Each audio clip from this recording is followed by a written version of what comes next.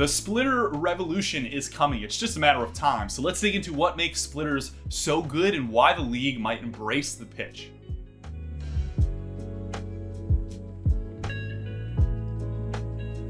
So I've talked to players and coaches around the league and aggregated their thoughts as to why splitters are such effective offerings. And after looking at all that information, I've kind of broken it down into 3 things that I think are most commonly brought up. Number 1 is that splitters are generally thrown harder with more drop than changeups. To get specific, the average right-handed splitter has about 2 inches more drop than the average changeup, and the average splitter is thrown about 1 mile per hour harder than the average changeup. That alone accounts, I think, for the majority of the pitch's success relative to changeups. One pretty foolproof way to make a secondary better, whether it be a splitter or even a slider, is to create more drop and throw the pitch harder. Now, that's easier said than done, right? We generally see the inverse relationship. We generally see more velocity, more backspin, more lift, and therefore less drop. Number 2 is that splitters generally have about 400 less RPMs on average, rotations per minute. They spin less than changeups. And I think that lack of spin creates variability in movement in ball flight, especially late in ball flight. This might be something you'd call, say, late movement, although obviously on the public side, we have a bit of a difficult time quantifying that. This overall creates less consistency of movement, which isn't necessarily a bad thing, right? Take, for example, a Kodai Senga splitter pitch plot versus a Lucas Giolito changeup pitch plot. You can see the range of movement is just wider. That's basically what we're looking at with splitters. And most of the time, this range isn't really desirable. A lot of the times you see guys in the minor leagues, especially throwing sliders, trying to kind of condense the variability of movement in their slider. But I think for splitters, this is more of a feature, not a bug.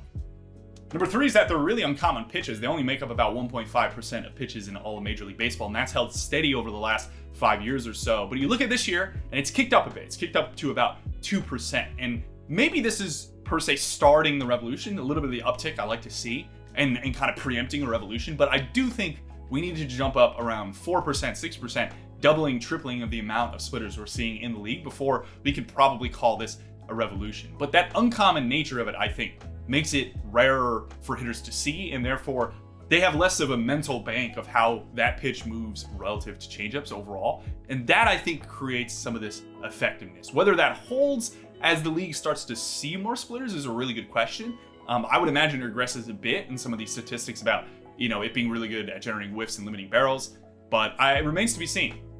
There are a variety of reasons why the league might embrace the pitch, the first of which is simply, as I just said, that the splitter is the best pitch in baseball at generating swing and miss and limiting barrels.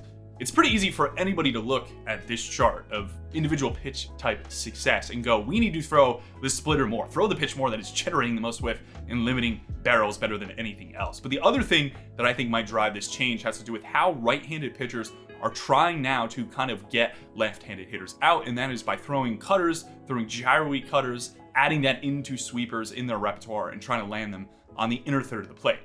And this is kind of anecdotal, but in talking to pitchers and coaches, one thing that I did hear a bit that I found really interesting is that they thought hitters' swing decisions were getting better, specifically right-handed pitchers throwing to left-handed hitters, specifically those right-handed pitchers who supinate really well, right? Who throw big sweepers, cutters on the inner third. That cutter on the inner third, they thought, was not as effective of an offering, especially when that pitcher didn't really have a ton of confidence and something moving to his arm side, so fading away from the left-handed hitter. A lot of those left-handed hitters kind of open up and just take hacks on the inner third on those cutters, and we're able to barrel them a lot relative to what you'd expect, right? Most models would say that that pitch to a lefty on the inner third is a very good offering, and a lot of the cutters you're seeing get destroyed right to left are not bad location pitches, so to speak. I think we've seen this a bit with Chris Bassett. We've seen it with Zach Eflin, Clark Schmidt, other pitchers too. Jamison Tylen's another one with the Cubs. That mix of guys, you look at their cutter plot to lefties and where they've given up slug, a lot of it is inner third. It's not maybe necessarily leaking arm side back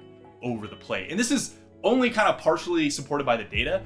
There's one nugget I'll throw in a sec that I think kind of backs it up, but I heard it enough to make it relevant and me wanting to bring it up as opposed to maybe something that is emphatically supported by the data overall. We're also running into a slightly different ball this year, which I think is affecting some of the batted ball statistics. So that complicates things as well. Cutters from right-handed pitchers to left-handed hitters over the last 4 years have slowly ticked up on a statistic known as expected weighted on-base average on contact. It's gone from about 350 up to around 370 this year. So I think there's some marriage of the anecdotal player thought here and the data, but I do think it's also pretty pitcher specific, even matchup specific. That's maybe why I came up with some right-handed pitchers and not others. I'll finish you off with two quick things in relation to splitters that I hear a lot, probably two things that you have thought about as you've been watching this video. The first of which is that splitters cause injuries, and I think that's perhaps just a bit short-sighted. For the most part, I think throwing down a mound and throwing hard creates injuries. So to me, focusing on really individual thing like throwing a splitter, whether it be 10% of the time, 20% of the time, whatever, causing injuries as a whole relative to those other factors of just the risk factors involved with throwing a baseball in the first place, isn't necessarily describing the whole story, or it's focusing on too granular of a nugget as opposed to just backing up and looking at all the general risk factors that go into pitching. Talk to any new age coach and they'll say there's no evidence that splitters cause more injuries than anything else. They'll make you link them to a study. I've heard this over and over. But in the spirit of trying to be fair and balanced, I did hear one time that there could be some evidence simply in the fact that the ball with a splitter relative to a changeup, for example, is just thrown harder. I brought this up as a factor that was one of the biggest reasons that makes splitters good, but perhaps it has some implications on general overall health. But again, it's probably just more related to velocity than the pitch itself. As you increase velocity, you're potentially increasing some torque on the arm, which could have some effect on overall arm health. But there's just so many other variables that go into arm health, recovery, workload management, etc. All these other things that it's again really hard to drill into just splitters causing injuries. And I think was especially seen over in Japan. You know, they have a really regimented routine around how this pitch is thrown. There's a lot of guys that throw it overall, and I don't even see evidence there from looking at some online information that they have more injuries and arm injuries than we do domestically in the United States. So it's just hard for me to believe that splitters cause more injuries. I think throwing a baseball is accepting some factor of risk in injuries, such that you can't maybe drill down and say splitters are the thing causing your injuries. If your arm care is poor, your workload management is poor, your mechanics are potentially inefficient for your velocity, and you're putting more torque on your arm. The one thing I find really interesting is whether progressively loading a splitter into a repertoire for a pitcher who's maybe never split his fingers really hard or pronated that hard, preset that pronation, would help mitigate some of the risk. And again, I think this is almost a thought of mine, thinking if I were in a major league organization and you had a lot of old school people thinking that it caused injuries without any really objective information about it. If you came with a proposal that was more, let's progressively load this pitch over time. He has a 5-month off season. Let's progressively load it. Let's slowly start to get him into throwing that pitch such that when he gets into spring, we're comfortable with him throwing it 10 to 20% of the time in a repertoire, even though he's never maybe split his fingers or worked with that hard of preset pronation in his delivery. And maybe that's just to make the coach more comfortable, make the old school coach more comfortable, but it makes sense to me generally. I imagine this is done to some extent with new pitches. If you're learning a new pitch, you're not ripping it, 80% of the time in a bullpen or in lives or anything with a higher adrenaline and higher intent. But it's the same idea in my head as if you weren't squatting for, say, a year and then you return to squat. You're not just going to jump back into your, 5x5 at a 80% of your 1 rep max. You're going to jump in at a lower interval and probably work back up, and you'd be able to recover pretty quickly into what your prior max was if you were training in the past. So kind of a return to squat program. What if we had like a return to throwing a splitter program to some extent that was a little more logically thought of and planned out to help the pitcher mitigate any risk that potentially could arise from working with a splitter for the first time? Second is that not everybody can throw a splitter. Sure, there's some merit to this. Hand size and figure width have large implications on the movement a guy might be able to create and the spin he might be able to kill.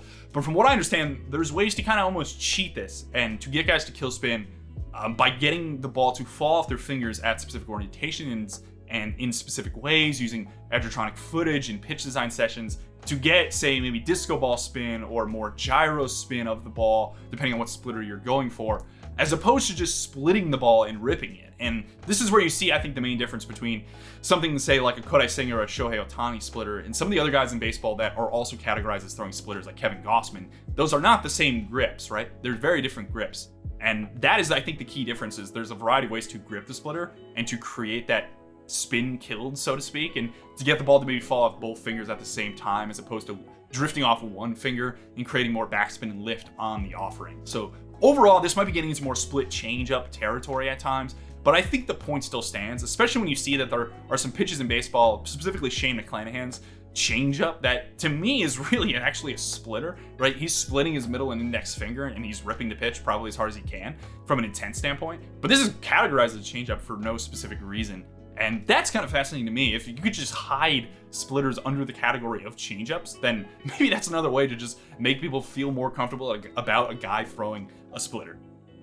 So we'll see if the league takes a liking to splitters anytime soon. I'm basically looking for a doubling or tripling of the amount of splitters being thrown before we can officially call it kind of the splitter revolution. With the advent of sweepers and everyone getting something moving laterally, even if you're not that good at creating that lateral break, for the most part, the sweeper grip, that two-seam oriented sweeper grip allows you to do that and just kind of cute curveball out of the hand, let the seams lift the ball and take it off to the left glove side, and get some of that sweep on the offering. It makes a lot of sense for a guy then to be able to try to invent something and create something that creates arm side fade to help him against opposite-handed hitters, righties throwing to lefties specifically. I think there's some pushback overall in the old school kind of coach department and even potentially by some players, but this is something in talking to a lot of modern coaches in baseball, it feels inevitable that we're going to be seeing more splitters, more split changes, more splitters that are categorized as changeups overall. So I hope you enjoyed this video. Any thoughts? Drop them in the comments.